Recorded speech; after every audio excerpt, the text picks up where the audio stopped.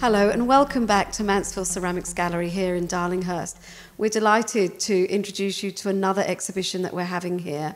And this exhibition is a monograph by the Queensland artist Johanna De Maine. So first and foremost, welcome Johanna here to Darlinghurst with this beautiful body of work. And perhaps we can go back a few steps before we actually talk about the body of work here and ask how you you first became involved in ceramics. And I know we're going to go back to the 1970s here. Yes, well, I started in 1971 by default. Mm-hmm. I was an ex-high school teacher, totally disillusioned with high school teaching. Felt that it wasn't my profession, quit the job on the advice of everybody around me, Mm-hmm. and started helping my husband in the butcher shop, which was a new career. But somebody said, come along to ceramics. Nah, can't do that. Yes, you can. No, I can't. By the way, I skipped every craft lesson at Teachers College. So I went along, did the thing of putting my thumb to the pinch pot. Yes. But I still went back. And I think it was about 2 lessons and it grabbed me. It was adult ed classes in Gladstone. And from that point on, it sort of became an obsession. Yes, we all understand that. It is an obsession. Or my compulsive, whatever disorder. Yes, it was channeled. Channeled, Yes. yes. I understand. And but where you are now, I know a few decades later, is creating these very unique pots. So I'm going to ask you, and I know it's always a difficult ask, you went from there when you first started with your little pinch pots to these amazing, amazing vessels that you now create. So did you go and have some formal training? No, I don't come from a background of formal training. Gladstone didn't have formal training, and I outgrew the adult ed classes very quickly because I got my own wheel, my own kiln, and having done a lot of research in the past with my education, I felt that the only way I could learn was to go through the books. Wow. And I availed myself of the Flying Art School when it came to Queensland. Yes. Met some stunning people who I'm still friends with, Vic Greenaway, Kevin Greeley, Bob Hinwood.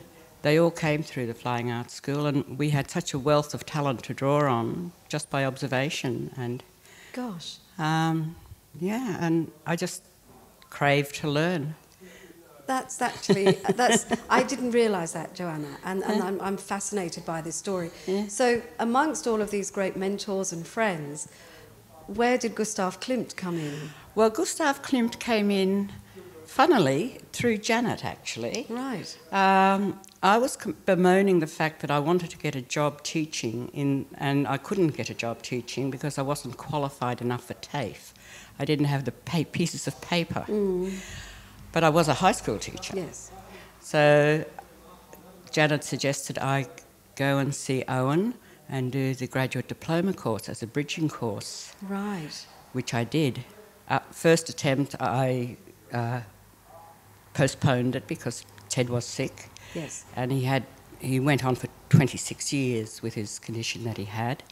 And then I went back a year later and did the course with Rolly Drysdale, Len Cook, Peter Wilson, Barbara Campbell-Allen, Lynn Griffiths. Now I'm getting a bit sparse. Oh, Bobby Barwick. Wow. So we had quite an interesting time, and it was actually, I was doing colour in salt glaze. That was my first thing, and then I changed to doing colour just generally, using underglazes with being influenced by Matisse.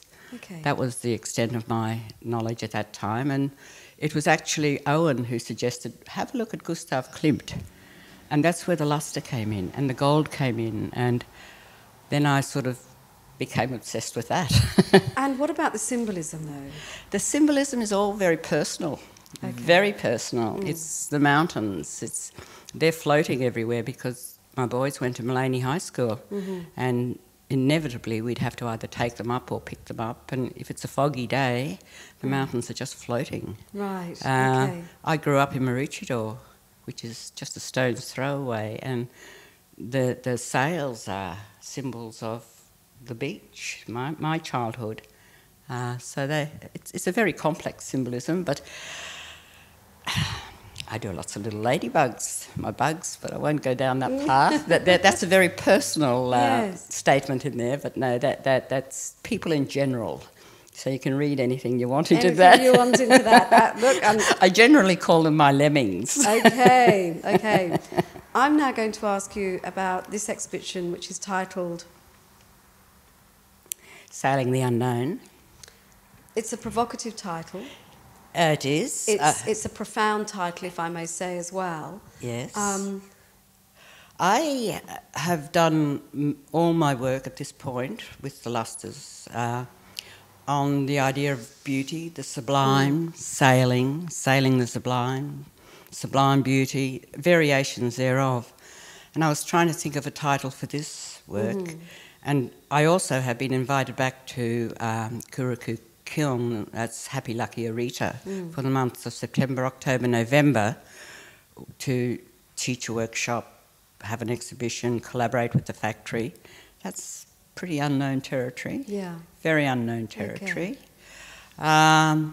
I also have done this whole exhibition by myself without Ted's support. He was everything. He was my backstop, he was my muse, he was my husband, we were married for 47 years, and it's been a devastating 2 years without him, and I honour him in this way too, by doing this, because it is an unknown thing that I'm now sailing along by myself, without his support.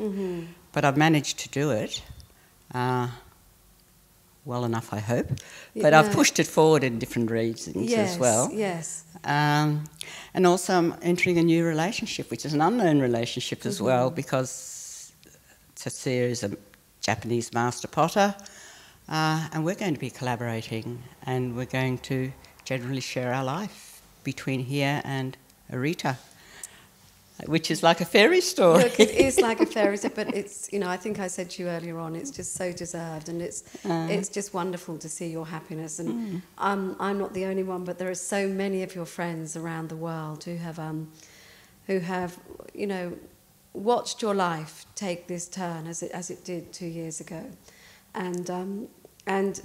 but to see you come out the other side. It's a wonderful thing. It is a wonderful thing. I think so. Yeah, I'm very happy. I'm really excited what the future can hold, because with both our skills, I mean, Tetsuya is a superb thrower and glazer and basic knowledge and everything like that, and I have the very high-end skills of the overglazed decorating. Yes. We can make a formidable team. Now that is a plug. Excellent. And it's lovely also that commonality in any relationship that you have, this thing of interest that you both so enjoy. Well, Ted was actually a potter as well.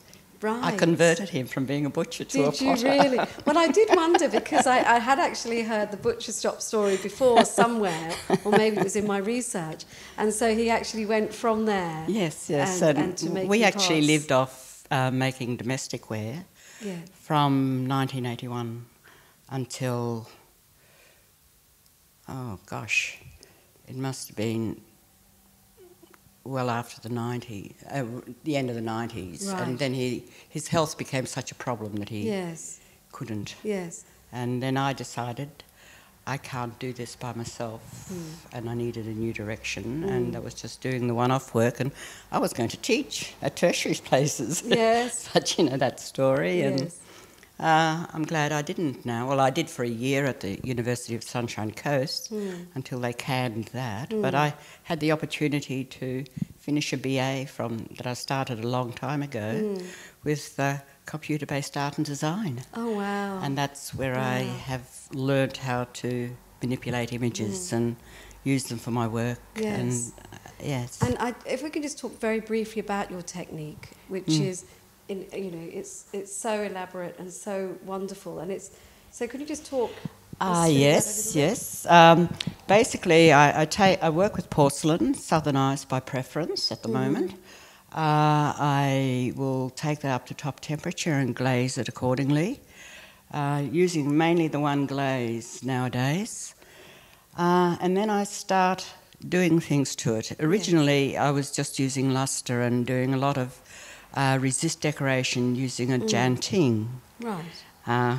Which is the Indonesian tool for hot wax. Okay.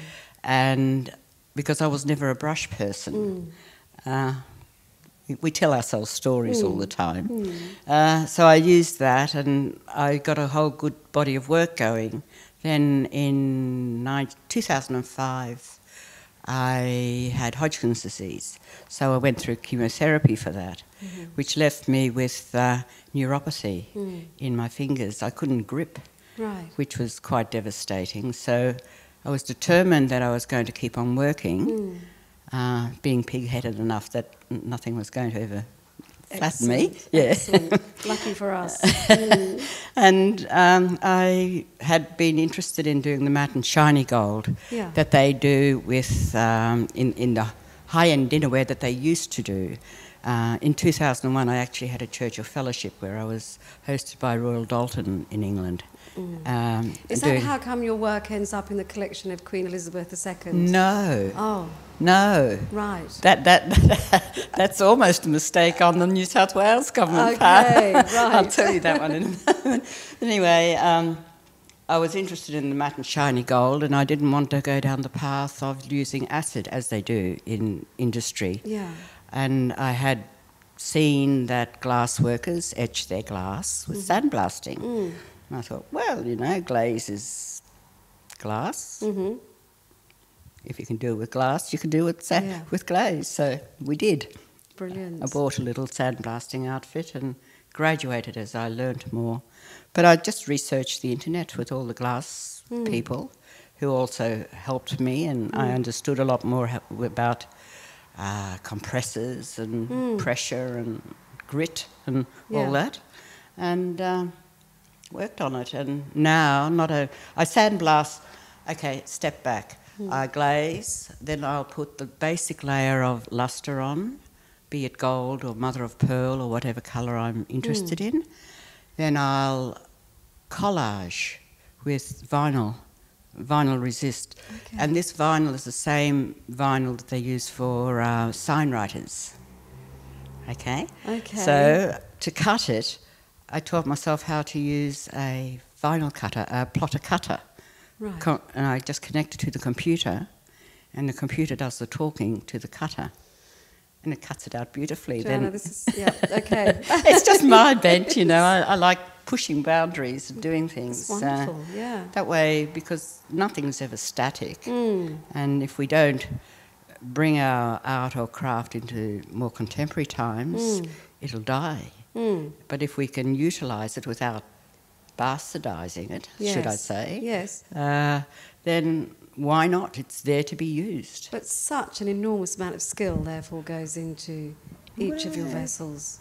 But you don't see it. But it's not. It doesn't. It's not. They're not. I see. You can see things that appear heavily processed, etc., etc. That these vessels don't have that. No. There's still an organicness about them. Yeah, I think because I don't sit and do them in one go and get obsessed about each piece. Right. I work on about 4 to 6 pieces at a time, like a painter does, and then they have to go into the kiln and be fired. And then the next day I work on the same pieces again. And so I'm getting cross-fertilisation of ideas at the same time and not just focusing on the one. Yes. I think that could be the reason, but then sometimes I go overboard. As we all do. And I just want to mention before we come to a close, your son Tobias. Well, I have 2 sons, actually. I know you do. I cannot single him out. I have Carlos is the elder by 16 months, and he was the more active sport person. Yes. We encouraged Tobias into the art. And instead of going to soccer, he would go to drawing lessons as a young child. Yes. Which he wanted to do. Yes. And he did a Bachelor of Visual Art and usual art student against the world. Ended up doing it in multimedia because he didn't like the painting teachers. Okay. But now has taken out a major ceramics prize. Yes. After Ted passed away 2 years ago, he came down to stay with me and keep an eye on me. He lives at Agnes Water. We lived in the same place for about 2 months, and I suggested to him that it would be better if he went closer to work because I didn't want to become dependent on him. No. I was dependent on Ted. Yes. And I had never lived by myself, Yes. so I had to learn how to do that. Yes. So we went and saw Rolly at Quixotica, and Rolly said, "Hey, come and stay with me." So he did. Lovely. And they did for about 6 months. And by that time, he had already made his mind up that he was going to be a potter. He told me that at home. He just looked at the studio and said, "I'm going to become a potter." Oh, that's lovely. Johanna De Maine, it's so lovely to have you here. And can I say that you are sailing into the unknown with such spirit, such grace and such beauty. Thank you very much indeed for exhibiting with us. It's a pleasure. And we encourage everybody to come along and see this fabulous show. Until next time, thanks very much.